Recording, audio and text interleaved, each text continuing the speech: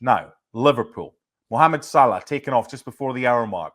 Great for us Fantasy Premier League captainers on Thursday against Sheffield United. I captain Cole Palmer, MD, so I'm fine. Well, do you know what? If you were to take off a Bruno, and then I'm thinking who else is Manchester United's best player, then it might be a bit of a gamble.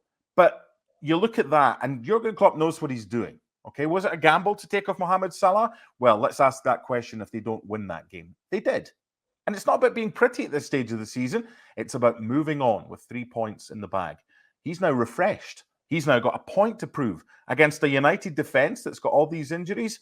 I mean, give me as much Mo Salah. Make him your Fantasy Premier League captain this weekend, and I think he'll reward you. What do you reckon? I definitely, because when he got off in the 60th minute, he was not a happy bunny. No. But I think Jurgen Klopp had every right to take him off. Liverpool needed an Alexis McAllister banger to reclaim the lead in the 76th minute. Despite the possession, despite the shots, Sheffield United were 1-0 against Liverpool at home, who are trying to win the Premier League. That, to me, is a certain level of alarm bells, specifically now.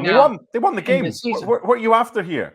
Sheffield United had that really early chance. Then they had the goal, which was off Connor Bradley. They won the game by 3-1. Because yesterday we were talking about the strength of schedule and the remaining schedule that people have. Okay.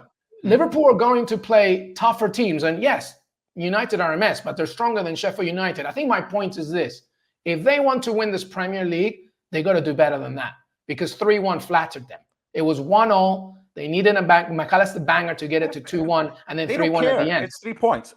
Are they facing an easier game now at Old Trafford with the way that Manchester United defend and that home support that will urge them forward? Are they going to have more opportunities like they had against Brighton, where Salah could have scored 5 or 6 goals? He was anonymous. Well, here's my problem. Could this be the game for him this weekend? Well, here's the problem that I have with that.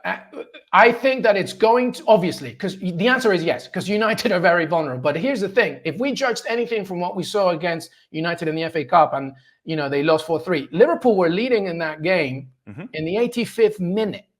And then they did the exact same errors that United did yesterday against Chelsea. Not blueprint copy by copy, but they were very lackadaisical, specifically when losing the ball after going forward. So it's just a warning sign for Liverpool, is my point.